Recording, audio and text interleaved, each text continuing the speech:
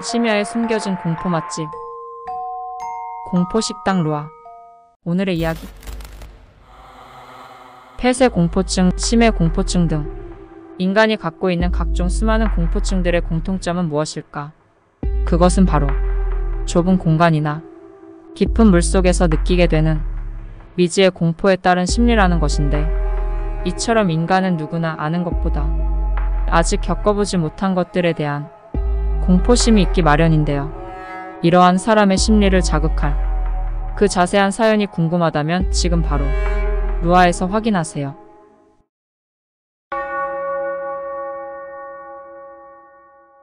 안녕하세요. 공포 맛집 루아의 매니저 루아입니다. 세상에는 참 많은 괴담들이 존재하죠. 그런데 이런 다양한 무서운 이야기들을 접할 때 좋은 이야기의 포인트는 과연 무엇일까요? 보편성과 창의성의 합이 잘 맞은 매력적인 스토리? 아니면 얼마나 더 기괴한 외형을 지니고 있는 귀신이 등장하느냐 같은 수위의 정도? 고객 여러분은 무엇일 것 같으신가요? 저는 아마도 공포 이야기에서 무엇보다도 중요한 것은 상상의 한도 내에서 얼마나 사람의 공포심을 자극하느냐가 아닐까 싶습니다. 보통 어떤 이야기를 접하게 되더라도 사람마다 느끼는 바는 모두 다르고는 하죠. 이렇듯 사람마다 느끼는 점들이 다른 이유는 각자마다 상상하는 방식이 다르기 때문일 텐데요. 그러므로 같은 이야기를 접하더라도 결론적인 카타르시스를 좌지우지하는 것은 직접 맞닥뜨리지 않은 미지에 대한 상상일 테니까 말입니다. 그런 이유로 저는 어쩌면 시청각적 공포보다 가장 무서운 건 바로 등장하지 않은 것에 대해 상상하게 만드는 것이라고 생각하는데요. 오늘의 주제는 이처럼 이전 화들과 다르게 귀신이 등장하지 않음에도 불구하고 묘한 공포감을 불러일으킬 만한 스토리라고 말씀드릴 수 있습니다. 귀신을 눈으로 보고 듣지 않았음에도 상상만으로 느껴지는 공포. 여러분도 어떤 것일지 궁금해지시지 않나요? 그럼 오늘의 스테이크도 본격적으로 조리를 시작해보도록 하겠습니다. 이번 화도 지금부터는 다른 직원 한 명이 사연자의 시점에서 이야기를 전달해드리도록 하겠습니다. 루아의 오묘한 피해 스테이크. 그 세 번째 이야기. 축제입니다. 안녕하세요. 저는 고객님들께 이번 쾌담 이야기를 전달하게 될 루아의 직원입니다. 흔히 축제하면 여러분은 어떤 것들이 떠오르시나요? 화려한 음악소리와 불꽃놀이, 다양한 사람들의 화기애애한 목소리들. 이렇듯 축제하면 보통은 행복한 상상들이 머릿속에 가득 떠오르실 텐데요. 하지만 그 축제의 소리가 공포로 변모한다면 여러분은 어떨 것 같나요? 이번 이야기는 이처럼 축제에 관한 일본의 한 사연자가 동생과 함께 겪은 일화라고 합니다. 식사하실 준비가 되셨다면 지금부터 서빙해드리겠습니다. 주문번호 444번 손님, 주문하신 피해 스테이크가 나왔습니다. 안녕하세요. 이번에 제가 말씀드릴 이야기는 저와 동생이 집에서 경험한 일로 직접 겪었던 저희들에게는 무척 소름 끼쳤던 일화입니다. 당시 저희가 살던 집은 조용하고 사람이 드문 한 주택가에 있던 곳이었는데요. 그때는 이사를 한 지 얼마 안 되던 시점이었고, 그 집은 전철 주변에 있던지라 지하철이 지나가는 정도 소리만 들리는 아주 한적한 동네였습니다. 추가로 낮에 가끔 어린아이들이 뛰노는 소리 정도가 다였죠. 저희 가족 구성원은 부모님과 누나, 남동생, 저까지 5이었는데요. 어느 날 누나가 쇼핑을 나갈 때 부모님이 함께 따라 나가셔서 집에는 저와 동생 둘뿐이었습니다. 그렇게 둘이 집에서 앉아 있었는데 갑자기 동생이 저에게 그러더라고요. 형, 여기 어디에서 축제하나 본데? 그래서 저는 고개를 갸웃거리며 동생의 말에 따라 귀를 기울여 보았습니다. 그랬더니 밖에서 진짜 큰 북을 두드리는 듯한 소리가 들려오고 있었습니다. 동생 말대로 축제를 하고 있는 것 같았죠. 그 소리에 저도 신이 나서 동생과 함께 밖으로 나가보려는 찰나 가족들이 집으로 돌아왔습니다. 돌아온 엄마는 제게 물었습니다.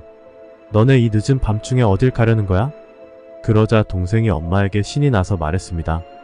엄마, 지금 밖에서 축제하나 봐. 축제 소리 들려. 그랬더니 엄마는 의아한 얼굴로 갸웃거리며 동생에게 말했습니다. 응? 무슨 소리? 우린 아무도 아무런 소리 못 들었는데? 이상했습니다. 저와 동생은 집안에서 들은 것이고, 축제가 열렸다면 분명 밖에 있던 가족들에게 더 잘 들렸을 테니까 말이죠. 그런데 엄마뿐 아니라 가족들 모두 아무런 소리를 듣지 못했다고 했습니다. 결국 저희는 그냥 저와 동생 둘이 잘못 들은 것으로 여기고 지나쳐야 했죠. 그렇게 일주일 정도가 흘렀습니다. 그날은 저 혼자 집에 있었는데요. 그때 예전에 들었던 그 소리가 다시 들려왔습니다. 이전처럼 북을 울리는 듯한 소리였습니다. 처음에는 무시를 하려다가 계속해서 들리다 보니 신경이 쓰여서 저는 결국 밖으로 나가보기로 했습니다. 그렇게 나가보니 그 소리는 역 근처에서 들려오고 있는 듯 했습니다.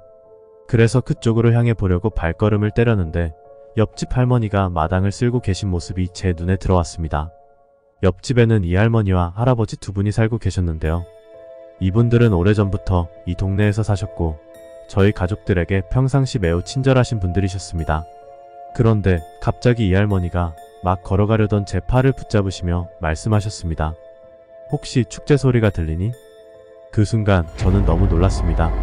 제가 말도 하지 않았는데 속마음을 들킨 기분이었기 때문입니다. 그래서 다소 겁에 질려서 그렇다고 대답을 했는데 그랬더니 그 할머니가 심각한 표정을 지으시면서 저에게 이렇게 말씀하셨습니다. 거기 가면 안 돼. 그렇게 말씀하시면서 할머니가 제 팔을 잡은 소나기에는 힘이 더 들어갔습니다. 항상 상냥했던 분이 이렇게 강하게 제 팔을 잡으면서까지 말씀하시니까 좀 무섭더라고요. 할머니는 저에게 곧 이어서 말씀하셨습니다. 이 주변에서 축제는 하지 않는다.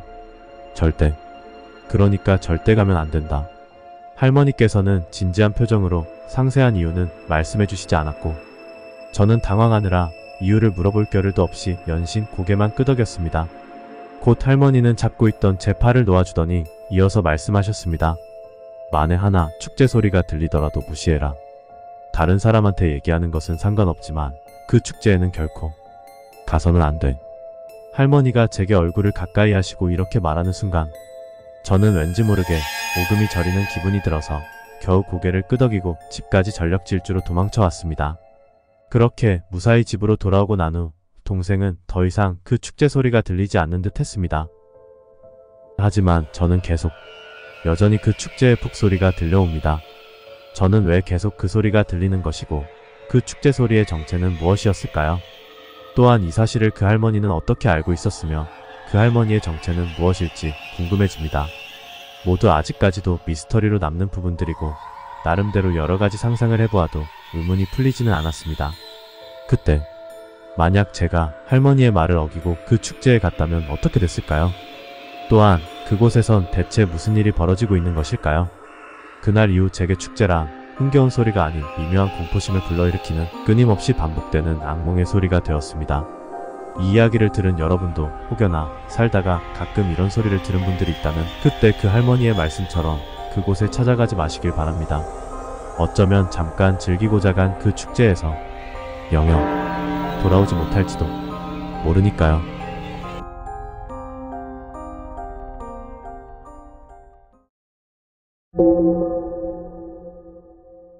여기까지. 루아의 오묘한 피해 스테이크. 세 번째 이야기. 축제였습니다. 고객 여러분 모두 맛있게 드셨나요? 어떠셨나요? 이번 이야기에서 고객님들은 어떤 부분이 제일 무서우셨나요? 저는 상냥하시던 옆집 할머니가 갑자기 심각한 모습으로 그 축제에 가면 안 된다고 말씀해 주시는 부분이 잘 상상돼서 제일 섬뜩했는데요. 또한 무엇보다 사연의 주인공에게는 그 소리가 현재 진행형으로 계속 들려오고 있다는 점이 너무나 안타깝기도 하고 소름이었습니다.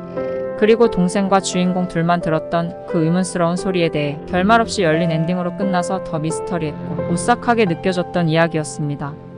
그럼 저는 다음에도 간담이 서늘하고 짜릿해지는 맛있는 공포맛 스테이크로 여러분을 찾아뵙겠습니다. 공포 맛집 루아에서 오묘한 디너를 즐겨보세요.